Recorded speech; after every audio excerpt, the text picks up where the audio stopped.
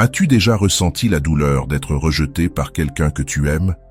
Cette personne qui s'est éloignée, qui a cessé de montrer de l'intérêt ou qui a simplement décidé de mettre fin à la relation. Ce type de rejet peut secouer profondément nos émotions. Mais, et s'il existait une manière non seulement de surmonter cette douleur, mais aussi de faire revenir cette personne volontairement dans ta vie? Je ne parle pas de techniques de manipulation, ni de jeux émotionnels. Je parle d'une transformation authentique basée sur les principes du stoïcisme, une philosophie ancienne capable de révolutionner complètement tes relations. Le secret n'est pas de mendier de l'attention, ni de perdre ta dignité. Le secret est d'activer certains effets psychologiques qui réveillent naturellement l'attraction. Ce que peu de gens savent, c'est que le troisième effet dont je vais te parler est tellement puissant qu'il fait penser à toi constamment, même quand tu es loin. Et presque personne ne connaît le cinquième effet, celui qui transforme radicalement la manière dont les autres te perçoivent. Chaque mot de cette vidéo peut faire la différence entre continuer de souffrir ou récupérer enfin la personne que tu veux en utilisant des principes qui fonctionnent depuis plus de 2000 ans. Es-tu prêt à découvrir comment faire revenir la personne qui t'a rejeté? Lorsque quelqu'un s'éloigne de nous, notre premier réflexe est de courir après lui. On appelle, on envoie des messages, on demande de l'attention et des explications. Mais, et si ce comportement désespéré était précisément ce qui éloigne encore plus la personne qu'on veut récupérer? L'effet miroir fonctionne comme une loi naturelle dans les relations. Les gens ont tendance à refléter l'énergie qu'ils reçoivent. Quand tu montres de la désespérance, tu communiques inconsciemment que tu n'as pas assez d'estime de toi, que tu as désespérément besoin de validation pour te sentir complet. Les stoïciens comprenaient profondément ce principe. Ils savaient que notre comportement externe reflète notre état interne. Quand tu es en paix avec toi-même, quand tu cultives un sentiment de valeur personnelle indépendant du regard des autres, cela se reflète immédiatement dans tes interactions. La personne qui t'a rejeté s'attend à ce que tu t'effondres, que tu supplies, que tu perdes le contrôle. Quand tu fais exactement l'inverse, tout en gardant ta dignité et ton équilibre, tu crées une dissonance cognitive dans son esprit. Cette dissonance est puissante. La personne commence à remettre en question l'image qu'elle avait de toi. Je me suis trompé. Pourquoi ne court-il pas après moi comme je l'avais prévu? Quand tu ne corresponds plus à ses attentes négatives, tu plantes une graine de curiosité, une graine qui peut très vite fleurir en un nouvel intérêt. Cependant, cela ne veut pas dire faire semblant d'être indifférent. Les stoïciens ne valorisaient pas la fausseté, mais l'authenticité alignée sur des principes élevés. Le véritable effet miroir apparaît lorsque tu travailles réellement sur toi, lorsque tu trouves une paix intérieure indépendante de la présence ou de l'absence de l'autre. Commence par réfléchir à ta manière de réagir au rejet. Tes actions ont-elles communiqué la dignité ou la désespérance? As-tu bombardé cette personne de messages ou lui as-tu laissé l'espace de respirer? As-tu parlé d'elle négativement ou as-tu maintenu une posture respectueuse même en son absence? Ensuite, cultive authentiquement ton estime personnelle. Cela signifie investir dans ton développement, retrouver des passions oubliées, renforcer d'autres relations, prendre soin de ta santé physique et mentale. Quand tu deviens une personne plus complète, plus ancrée, cela se reflète naturellement dans ta présence et dans la façon dont les autres te perçoivent. Souviens-toi, l'effet miroir ne fonctionne pas du jour au lendemain. C'est un processus graduel qui demande de la constance. Peut-être que la personne qui t'a rejeté ne remarquera pas immédiatement le changement, mais avec le temps, son image de toi va évoluer, lentement mais sûrement.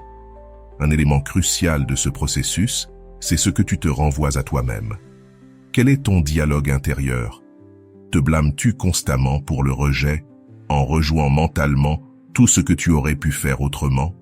Ou te traites-tu avec compassion, reconnaissant que les relations sont complexes, que le rejet fait partie de l'expérience humaine? La manière dont tu te parles à toi-même détermine la manière dont tu te présentes au monde. Une transformation intérieure réelle crée une aura perceptible par tous, y compris par la personne qui t'a rejeté. Et voici le paradoxe. Lorsque tu maîtrises réellement l'effet miroir, tu te libères de l'envie de reconquérir. Tu réalises que ta valeur n'est pas définie par une personne en particulier. Et cette libération est précisément ce qui réveille l'intérêt de l'autre. Les gens sont naturellement attirés par ceux qui n'ont pas besoin d'eux désespérément. Maintenant que tu comprends l'effet miroir, prépare-toi pour l'étape suivante, la distance magnétique. La distance magnétique semble contredire le bon sens, mais elle possède un pouvoir d'attraction incroyable. Quand quelqu'un nous rejette, notre instinct nous dit de nous rapprocher, de montrer qu'on tient à lui, de rester présent. Mais la sagesse stoïcienne enseigne exactement l'inverse. Il existe un type spécial de distance qui n'éloigne pas, mais qui attire, comme un aimant qui tire plus fort lorsqu'on le place à la bonne distance. La distance magnétique ne consiste pas à disparaître ni à faire semblant que l'autre n'existe plus. Elle consiste à créer un espace sain dans lequel tu prospères indépendamment de lui, et c'est dans cet espace que la curiosité renaît dans l'esprit de celui qui t'a rejeté. Quand tu prends du recul et que tu te recentres sur ta vie, quelque chose de puissant se produit. L'autre personne s'attendait à garder un accès complet à toi, même après t'avoir rejeté. Elle s'attendait à ce que tu sois toujours disponible, toujours visible, toujours accessible émotionnellement. Quand tu brises ce schéma, tu actives ce qu'on appelle l'effet de rareté. Plus quelque chose est rare, plus il devient précieux. Quand ton temps, ton attention et ton énergie ne sont plus facilement accessibles, ta valeur perçue augmente naturellement. Mais attention, cette distance doit être authentique, pas manipulatrice. Elle doit venir d'un réel recentrage sur toi-même, sur ta vie, sur ton identité. À un niveau pratique, cela veut dire réduire les communications inutiles, arrêter de vérifier ses réseaux sociaux, cesser d'aller dans des endroits juste pour l'apercevoir. À un niveau émotionnel, cela signifie apprendre à apaiser tes sentiments sans les partager constamment, trouver du réconfort dans ta propre compagnie et cesser de dépendre de la validation extérieure. Beaucoup confondent distance magnétique et froideur. Ce n'est pas cela. Si tu croises cette personne, sois cordial, authentique, mais bref, montre que ça va, que tu avances, que ton monde ne s'est pas arrêté parce qu'on t'a rejeté. Et alors, quelque chose d'étonnant se produit.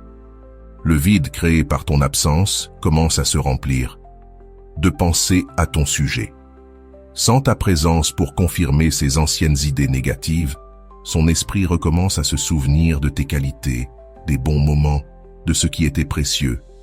Et tout cela s'amplifie parce que, pendant que tu t'éloignes, tu deviens aussi une meilleure version de toi-même, grâce à l'effet miroir, la combinaison de ton absence physique et de ta transformation intérieure est l'un des déclencheurs psychologiques les plus puissants qui existent. La reconquête commence toujours par un mouvement intérieur. Lorsque tu prends de la distance, tu crées une dissonance puissante dans la perception de l'autre. La distance magnétique t'offre quelque chose de précieux, la perspective. Quand on est émotionnellement impliqué et constamment collé à quelqu'un, on perd la capacité de voir la relation avec clarté. S'éloigner te permet d'évaluer si cette reconquête est vraiment ce que tu veux, si cette relation sert ton évolution, s'il existe des schémas toxiques que tu dois enfin reconnaître. Souviens-toi, en pratiquant la distance magnétique, tu n'augmentes pas seulement tes chances de reconquête, tu récupères surtout ton pouvoir personnel. Tu te prouves que ta joie ne dépend de personne en particulier, que tu peux avancer, quel que soit le résultat. Ce principe se connecte parfaitement au suivant, la valeur perçue. C'est ici que ta posture et ta distance transforment radicalement la manière dont les autres te voient. La façon dont les gens perçoivent notre valeur n'a souvent rien à voir avec ce que nous sommes réellement.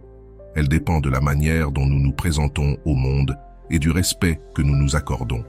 Quand quelqu'un nous rejette, nous réagissons souvent d'une manière qui réduit notre valeur perçue sans même nous en rendre compte. On demande de l'attention, on se rend trop disponible, on renonce à nos limites. Tout cela envoie un message très clair. Ma propre valeur n'est pas élevée. Le principe du valeur perçue, vu à travers la philosophie stoïcienne, n'a rien à voir avec le fait d'afficher une fausse image de bonheur ou de réussite. Il s'agit de reconnaître sincèrement ta propre valeur intrinsèque, puis de vivre chaque jour en cohérence avec cette vérité. Les stoïciens enseignaient que chaque être humain porte une valeur inhérente, indépendamment du regard des autres. Quand tu intègres vraiment cette idée, ta posture change, tes décisions changent, et la façon dont les autres te perçoivent change immédiatement. Tu as déjà travaillé sur l'effet miroir et la distance magnétique. Tu es donc sur la bonne voie pour augmenter ta valeur perçue. Maintenant, il est temps d'amplifier ce processus. Commence par ton langage corporel. Les personnes de haute valeur maintiennent le regard, parlent lentement, occupent l'espace sans peur et n'expriment pas d'anxiété excessive à l'idée de plaire. Leur communication est claire et posée. Elles ne s'excusent pas pour exister. Elles expriment leurs opinions calmement, avec assurance. Elles n'attendent pas l'approbation dans chaque phrase. Tout cela augmente ta valeur perçue. Observe aussi comment tu t'es comporté depuis le rejet. Tes messages expriment-ils de la désespérance ou de l'équilibre? Tes conversations montrent-elles que tu as une vie riche, intéressante, indépendante de la relation? Ce sont des détails, mais ils changent tout. Un autre aspect essentiel de ta valeur perçue est la façon dont tu gères ton temps et ton attention. Les personnes à haute valeur ne sont pas toujours disponibles. Elles ne répondent pas immédiatement. Elles ne sacrifient pas leurs engagements pour une petite goutte d'attention. Elles traitent leur temps comme un trésor. Cela ne signifie pas être froid ou distant, mais montrer clairement que tu valorises ta vie, ta paix, tes priorités. Les stoïciens comprenaient profondément ce mécanisme. Le monde juge souvent à travers les apparences et les comportements. Ils cultivaient donc la dignité, l'intégrité et l'autocontrôle, non seulement pour eux-mêmes, mais aussi pour naviguer dans la société avec force et clarté. Et voici ce qui se passe quand ta valeur perçue augmente. La personne qui t'a rejeté commence à douter. Si cette personne a autant de valeur, pourquoi l'ai-je laissé partir? Peut-être que j'ai mal jugé. Ce questionnement interne ouvre la porte à une possible reconquête. Un élément crucial de la valeur perçue, c'est ton investissement en toi-même. Quand tu apprends, évolues, prends soin de ta santé physique et mentale, tu deviens non seulement plus équilibré et plus intéressant, mais tu communiques aussi que tu te valorises suffisamment pour avancer. Même les réseaux sociaux peuvent soutenir ce processus. Pas pour provoquer la jalousie ou envoyer des messages indirects, mais pour partager sincèrement des moments de croissance, des expériences, des réussites. La personne qui t'a rejeté te verra comme quelqu'un qui vit pleinement et non comme quelqu'un qui mendie son attention. Retiens ceci. Augmenter ta valeur perçue ne signifie pas devenir quelqu'un que tu n'es pas. Cela signifie arrêter les comportements qui diminuent ta lumière et te présenter au monde avec la vérité de ton essence. Et tout cela prépare le terrain pour le principe suivant. La paradoxa stoïcienne, l'un des plus puissants de tout ce processus. Un principe qui révèle une vérité surprenante. Accepter pleinement le rejet est souvent la manière la plus puissante de le dépasser. La paradoxe stoïcienne dit quelque chose qui semble illogique. Pour avoir une chance de récupérer quelqu'un, tu dois accepter totalement la possibilité de ne jamais le récupérer. C'est là que la plupart échouent. Elles souffrent parce qu'elles refusent d'accepter cette réalité. Les stoïciens comme Sénèque, Épictète ou Marc Aurèle enseignaient ceci. Accepte calmement tout ce qui échappe à ton contrôle et concentre tes efforts uniquement sur ce que tu peux contrôler. Dans les relations, cela signifie accepter que tu ne peux pas contrôler les sentiments de l'autre, seulement tes actions et tes réactions. Cette acceptation crée une transformation immédiate dans ton énergie émotionnelle. Quand tu acceptes le rejet, non pas comme une stratégie pour manipuler, mais comme une vérité de la vie, tu te libères.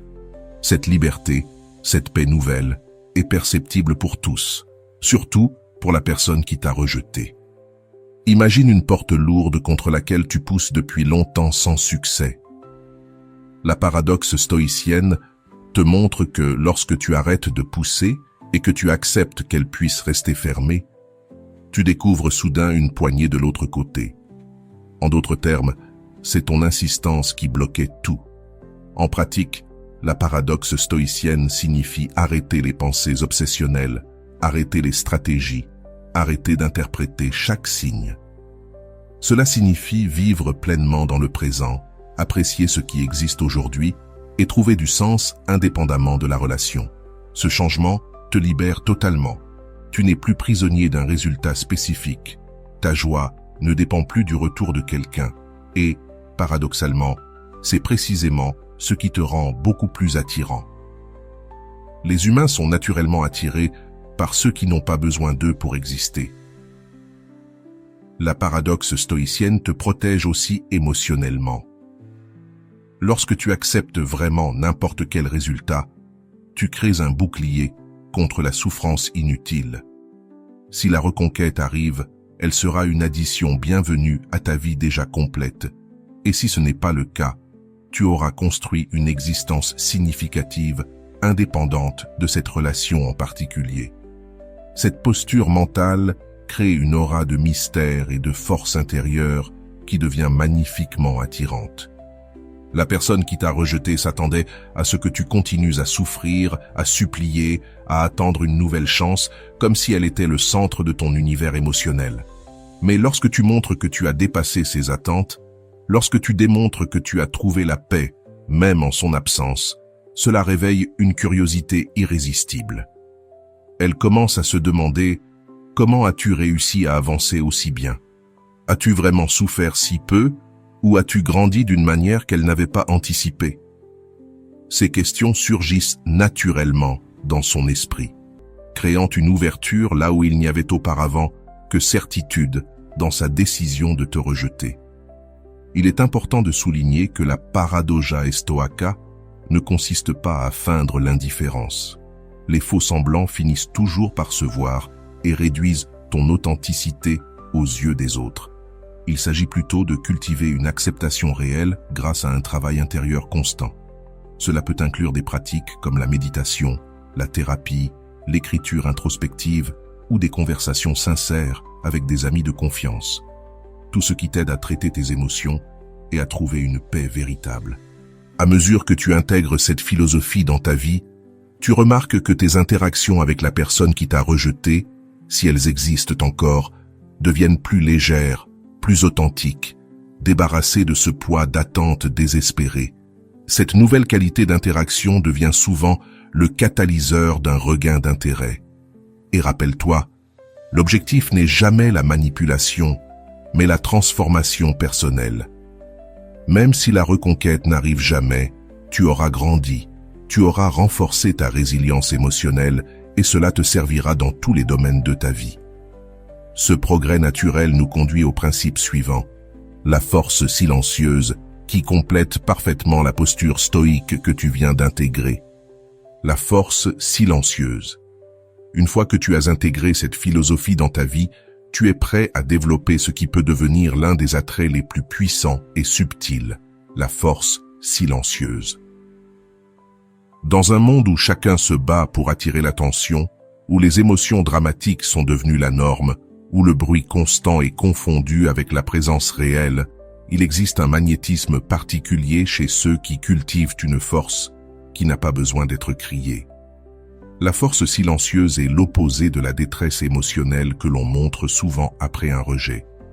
Au lieu d'explosions publiques, de supplications émotionnelles ou de démonstrations de douleur, tu développes une sérénité inébranlable qui communique plus que 1000 mots. Les stoïciens comprenaient profondément ce pouvoir. Marc Aurèle disait que le silence est la source de la force. Cette sagesse s'applique parfaitement aux relations humaines. La force silencieuse n'est pas une froideur affective ni une indifférence. C'est une confiance tranquille en ta propre valeur, une paix intérieure qui n'a pas besoin de validation constante. Et lorsque tu développes cette qualité, les autres la sentent, même s'ils ne comprennent pas ce qui a changé en toi. Il y a quelque chose de magnétique chez une personne qui porte une tempête en elle, tout en offrant au monde la surface calme d'un océan. Dans la pratique, cultiver cette force signifie arrêter de partager chaque pensée et chaque émotion liée au rejet. Cela signifie traiter tes émotions en privé ou avec un cercle très restreint de confiance, plutôt que de les transformer en déclarations publiques. C'est choisir tes mots, avec soin. Parlez moins, mais avec plus de profondeur. Lorsque tu parles, les autres écoutent, parce qu'ils sentent que ce ne sont pas des paroles jetées pour combler le silence. Cette force s'exprime aussi dans ton langage corporel. Tu n'as pas besoin d'occuper tout l'espace. Tu te déplaces avec calme et détermination. Tu maintiens un contact visuel stable, sans domination ni soumission. Tu respires profondément, tu parles avec un rythme posé. Ces petits détails transmettent une sécurité intérieure que les autres perçoivent inconsciemment. Appliquée au contexte du rejet, cette force silencieuse crée un contraste saisissant. La personne s'attendait au drame, aux plaintes, à l'obsession. Et à la place, elle trouve quelqu'un qui a découvert sa propre source de force, indépendante de l'approbation extérieure. Cette surprise déclenche une réévaluation totale de la manière dont elle te percevait. La force silencieuse te protège aussi d'une erreur fréquente, vouloir montrer ton évolution trop tôt. Beaucoup, après quelques jours ou semaines de travail intérieur, ressentent le besoin de prouver qu'ils ont changé. Mais ce besoin trahit une transformation superficielle, motivée par le désir d'impressionner. Lorsque ta transformation est réelle, tu n'es pas pressé de la montrer. Les vraies métamorphoses se révèlent naturellement au fil du temps par la cohérence de tes comportements, pas par des déclarations impressionnantes, et la personne qui t'a rejeté ne percevra ton changement que lorsqu'il sera profondément enraciné en toi, pas lorsque tu essaieras de le mettre en scène. Cette patience est une composante essentielle de la force silencieuse. Là où la détresse veut tout de suite, la vraie force comprend le pouvoir du temps. Comme une graine qui germe selon son propre rythme, les relations suivent un cycle naturel qui ne peut être précipité. À mesure que tu cultives cette qualité, tu remarques que non seulement la personne qui t'a rejeté, mais aussi d'autres personnes de ta vie te traitent différemment. On respecte naturellement ceux qui n'ont pas besoin de supplier pour être respectés. On est intrigué par les personnes qui semblent contenir une profondeur sans la montrer constamment.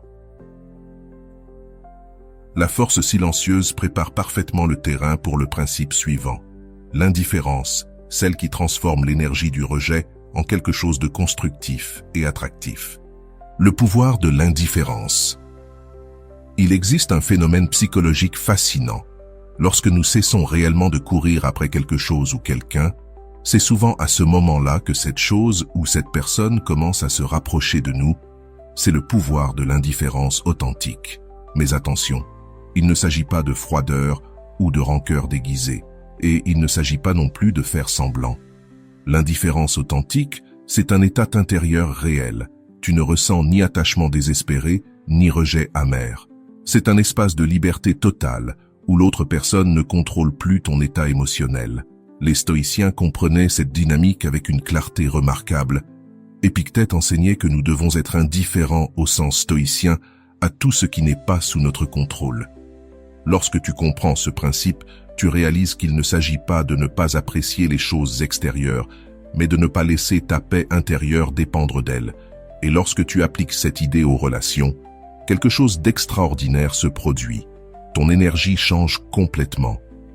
Pense à ce que tu ressens lorsque tu es amoureux et que tu veux désespérément que cette personne te rende tes sentiments. Il y a une charge énorme d'attente, d'anxiété, de peur du rejet et de besoin de validation. Cette énergie est palpable, parfois même suffocante pour l'autre.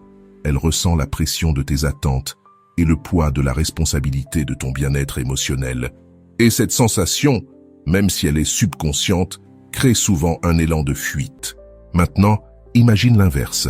Après avoir travaillé profondément sur les principes précédents, tu arrives à un état d'indifférence émotionnelle authentique. Tu n'as plus besoin d'un résultat spécifique pour être heureux. Tu n'es plus en train de répéter mentalement ce que tu diras lorsque tu la croiseras. Tu n'analyses plus chaque interaction pour y chercher un signe caché.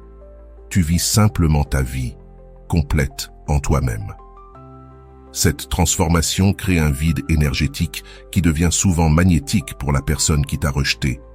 Là où elle ressentait de la pression, elle ressent maintenant de l'espace. Là où elle percevait tes attentes, elle découvre une curiosité nouvelle pour ton énergie transformée. Ce changement déclenche fréquemment un élan presque irrésistible de se reconnecter, de comprendre ce qui a changé, de redécouvrir qui tu es devenu. Dans la pratique, le pouvoir de l'indifférence se manifeste dans les petites interactions quotidiennes. Si tu rencontres la personne, tu lui parles normalement, sans malaise et sans chercher à prolonger la conversation. Si tu reçois un message, tu réponds lorsque cela t'arrange, sans angoisse et sans chercher le timing parfait. Si tu entends des nouvelles la concernant, tu reçois l'information avec un intérêt neutre, sans réagir de façon excessive. Cet état d'équilibre envoie un message puissant. Je te respecte, j'apprécie ce que nous avons vécu, mais ma paix ne dépend pas de ta présence dans ma vie. Et ce message bouleverse profondément la narration, que l'autre s'était construite pour justifier son rejet. Elle pensait que tu resterais celle ou celui qui dépend émotionnellement, la personne qu'elle a décidé de quitter. Mais ton indifférence authentique l'oblige à réévaluer complètement son jugement, un point essentiel. Cette indifférence doit être réelle. Faire semblant alors que tu souffres en silence ne fonctionne jamais, car les gens détectent rapidement les incohérences émotionnelles. La véritable indifférence naît d'un travail intérieur profond, pas d'une stratégie pour provoquer une réaction. Le pouvoir de l'indifférence te protège aussi d'un cycle douloureux, la montagne russe émotionnelle entre l'espoir et la déception. Quand tu es absorbé par la reconquête, la moindre petite attention te donne de l'espoir, juste avant qu'un signe de désintérêt ne l'écrase. Ce va-et-vient constant épuise ton énergie et t'affaiblit davantage. L'indifférence authentique, au contraire, te maintient stable. Une invitation à discuter ne déclenche pas de fantasmes. Une période de silence ne crée pas de désespoir.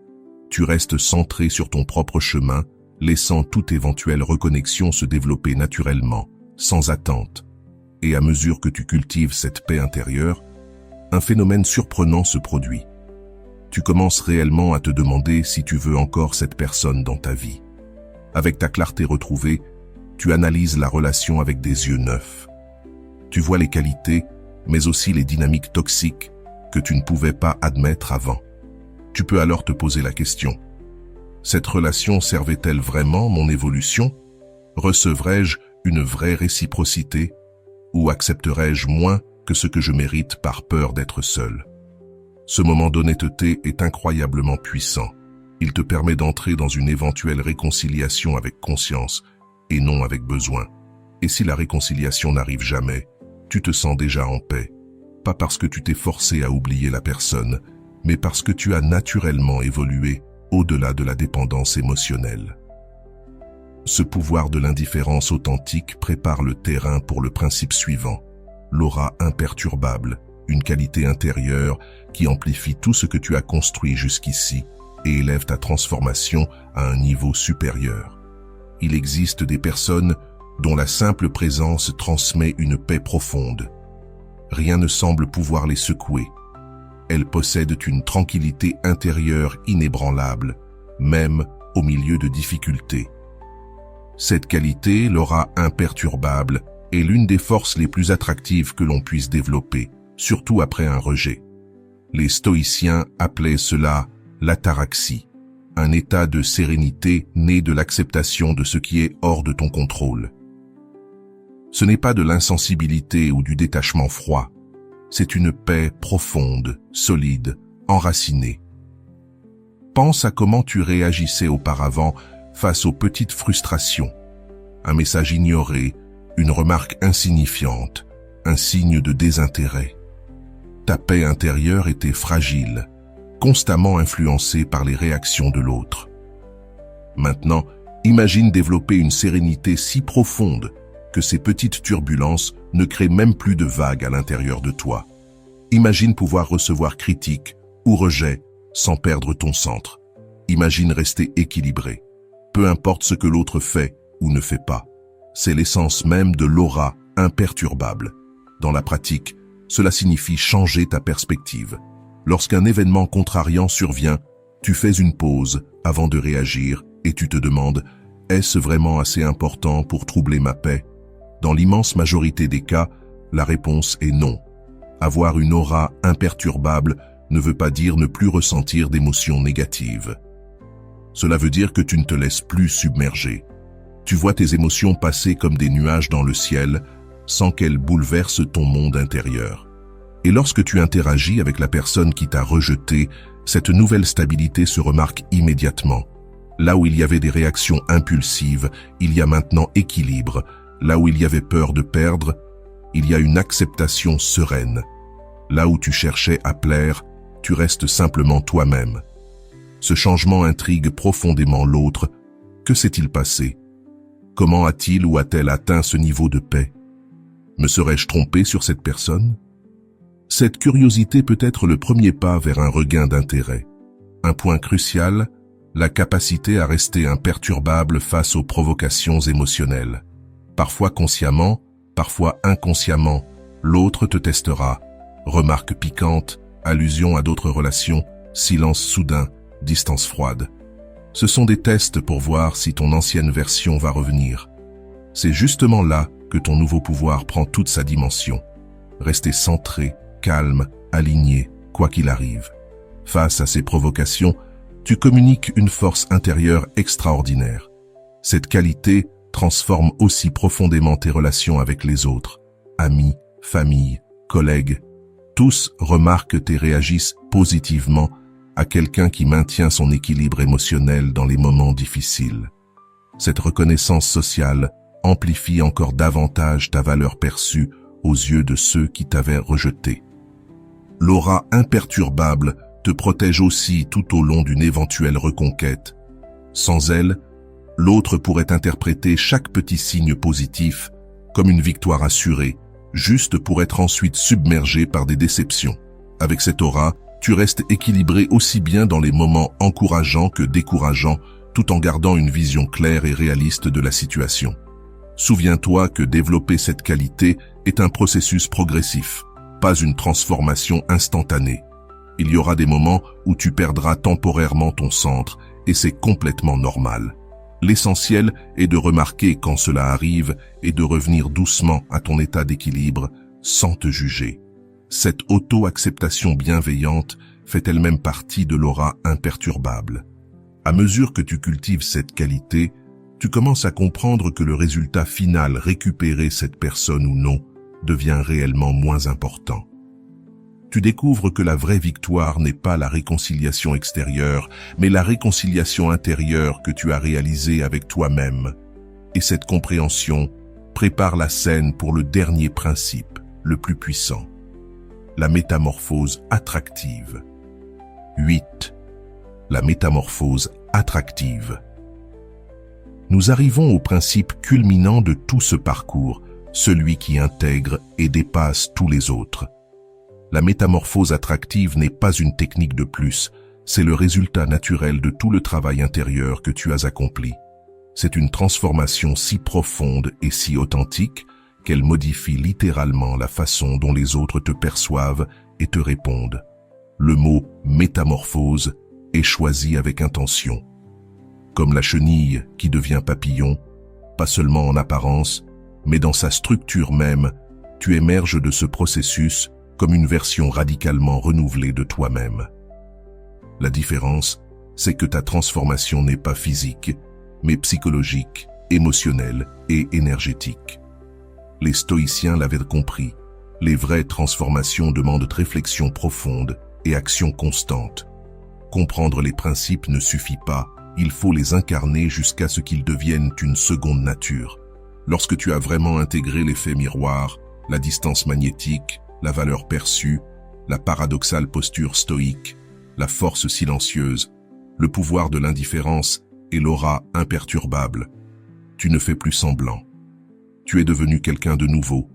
Cette métamorphose se manifeste partout. Ta posture change, plus droite, plus détendue, plus présente. Ta voix change, plus résonnante, plus assurée, moins anxieuse. Ton regard change, plus direct, plus serein, plus profond. Ton énergie générale change, plus centrée, plus stable, plus magnétique. Ces changements ne sont pas artificiels, ce sont les expressions naturelles de ton état intérieur. Quand la personne qui t'a rejeté te retrouve dans cet état, l'expérience est souvent choquante pour elle. Ce n'est pas seulement que tu sembles différent, tu l'es. Cette dissonance entre qui tu étais et qui tu es devenu crée une curiosité irrésistible. Qu'est-ce qui s'est passé? Comment cette transformation est-elle possible? Ai-je perdu quelque chose de précieux en m'éloignant? La métamorphose attractive renverse aussi totalement la dynamique de pouvoir. Avant, tu étais celui qui cherchait validation, attention ou engagement. Maintenant, tu as découvert ta propre source de valeur et de bonheur. Souvent, cela mène à une situation où la personne qui t'a rejeté commence, subtilement ou ouvertement, à rechercher ton approbation et ton attention. Un aspect essentiel de cette métamorphose, c'est qu'elle ne dépend pas du retour de l'autre. Si la réconciliation a lieu, c'est magnifique. Tu entres dans la relation en personne complète, équilibrée, capable d'aimer sans dépendance. Et si elle n'a pas lieu, c'est tout aussi magnifique. Tu as appris à t'épanouir sans t'accrocher à un résultat précis. Ce détachement authentique est, paradoxalement, ce qui déclenche le plus souvent la reconquête. Quand l'autre découvre que tu n'as plus besoin de lui pour être heureux, que ton bien-être n'est plus entre ses mains, il réalise qu'il doit réellement mériter sa place dans ta vie.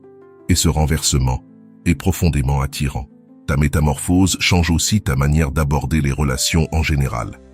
Là où tu aurais jadis toléré des comportements toxiques par peur de perdre quelqu'un, tu poses désormais des limites naturellement.